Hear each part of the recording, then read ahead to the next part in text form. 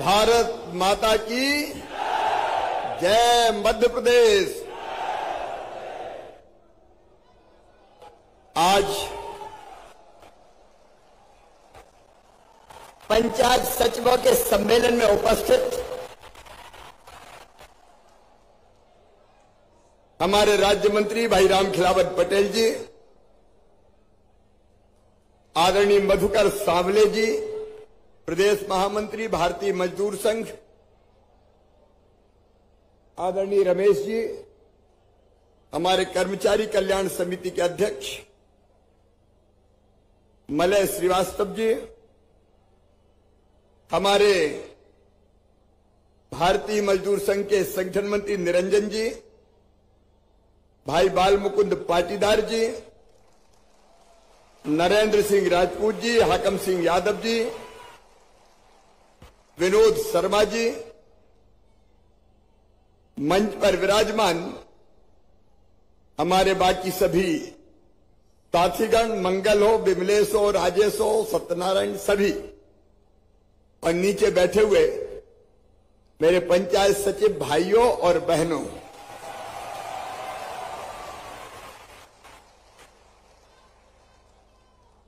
आज मैं मेजबान हूं और आप मेहमान हो। हमने पुकारा और तुम चले आए।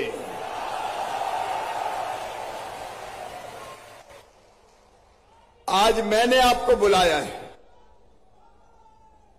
मित्रों, पंचायत सचिव पंचायत कार्यालय के प्रभारी हैं और सरकार और ग्राम पंचायत के बीच में पुल का काम करते हैं, सेतु का काम करते हैं।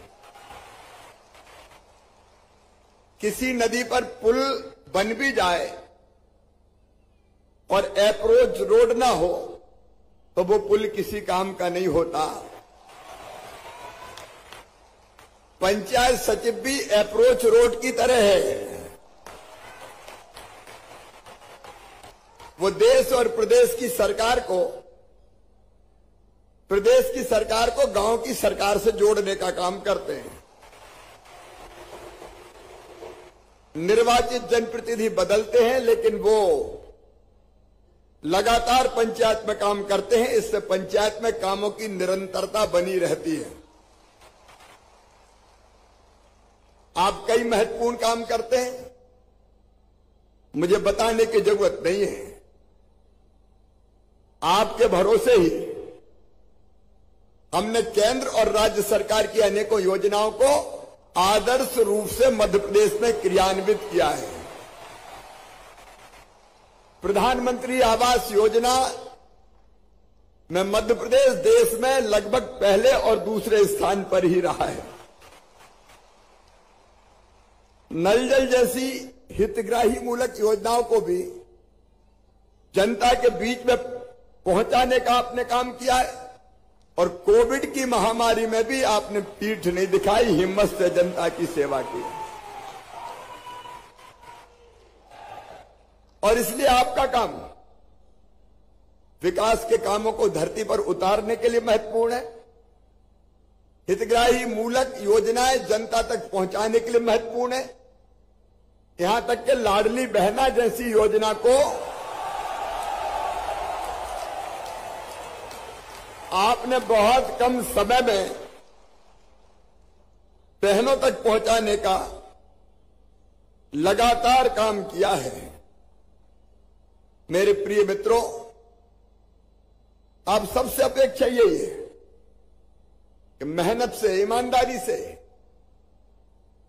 ये काम जनता के बीच जाए। निर्माण के काम भी गुणवत्तापूर्ण हो। सामाजिक सुरक्षा पेंशन जैसे लाभ से कोई वंचित ना रहे। लाडली बहना जैसी योजना में कोई बिना पढ़ी लिखी बहन भी छूट ना पाए। स्वच्छ भारत मिशन हो या रोजगार गारंटी योजना, इन सब कामों को ठीक ढंग से करने का प्रयास करना। और एक काम और करना, गांव गांव में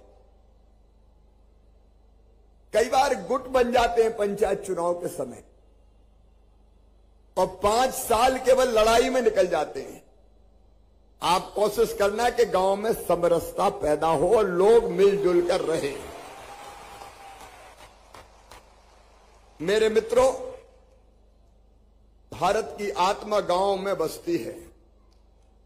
गांव को विकसित बनाना, सुविधा संपन्न बनाना और आत्मनिर्भर बनाना, ये विकसित भारत बनाने के लिए जरूरी है।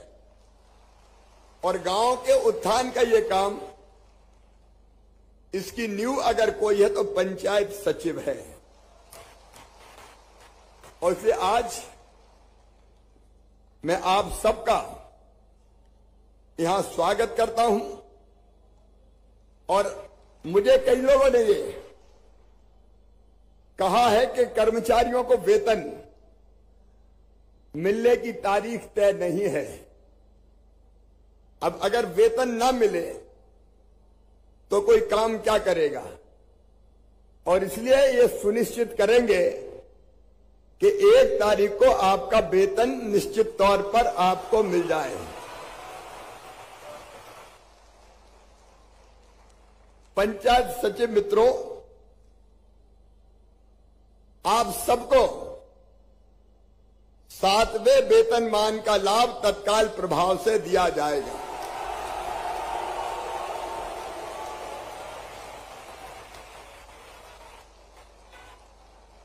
और इसके साथ पंचायत सचिवों को समयमान वेतनमान भी दिया जाएगा।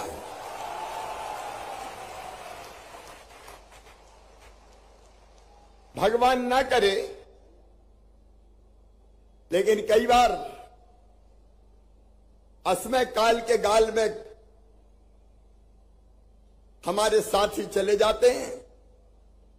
ऐसे में भगवान ना करे कभी इसकी जरूरत पड़े, लेकिन अगर ऐसी परिस्थिति बनती है तो पंचायत सचिव की मृत्यु पर उनके आश्रितों को अनुकंपा नियुक्ति दे दी जाएगी। उसके नियम अत्यंत सरल कर दिए जाएंगे।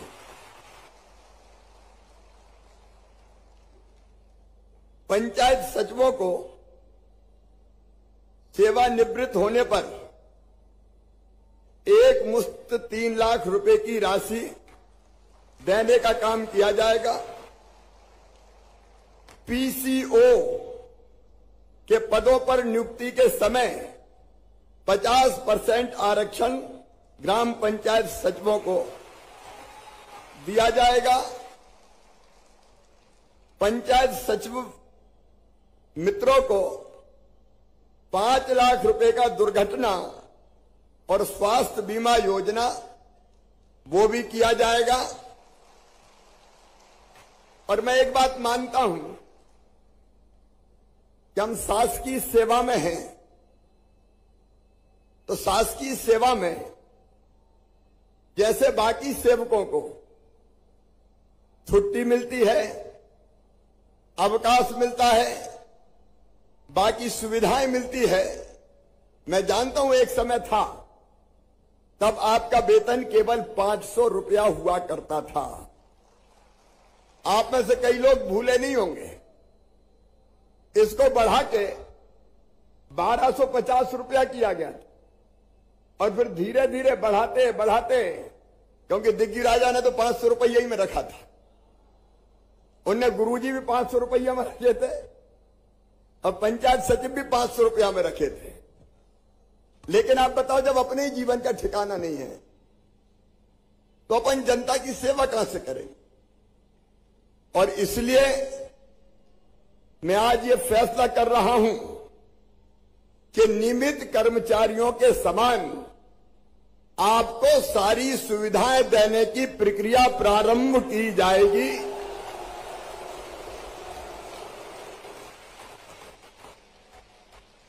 ताकि सारी सुविधाएं मैं न्यू पेंशन के आप सबको दी जा सके। अधर में आपको नहीं छोड़ूंगा। मैं बीच में भी हमने अनेकों सुविधाएं आपको दी है।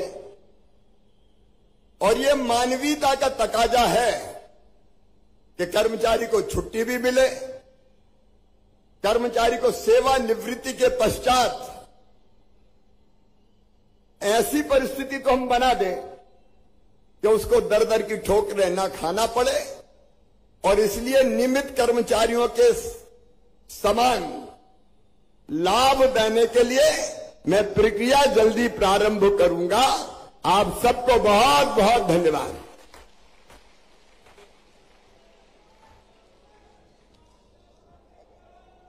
अभी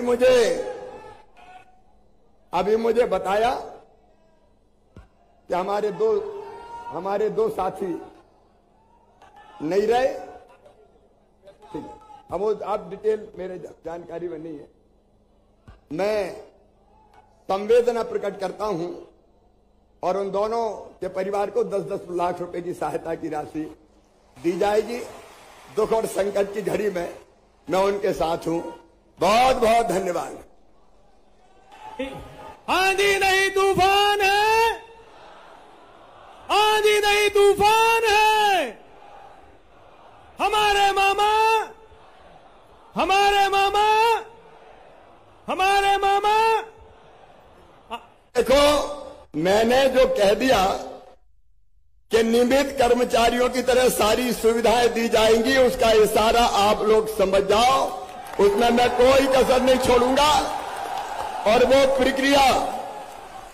प्रक्रिया तत्काल प्रारंभ की जाएगी। उसको क्या कहते हैं इसकी चिंता मत करो। मेरे साथ बोलो, भारत माता की, भारत माता की, भारत माता की। अब आराम से और आनंद से जाना। नियमित कर्मचारियों के समान सारी सुविधाएं तुमको मिलेगी। बहुत बहुत धन्यवाद मामा।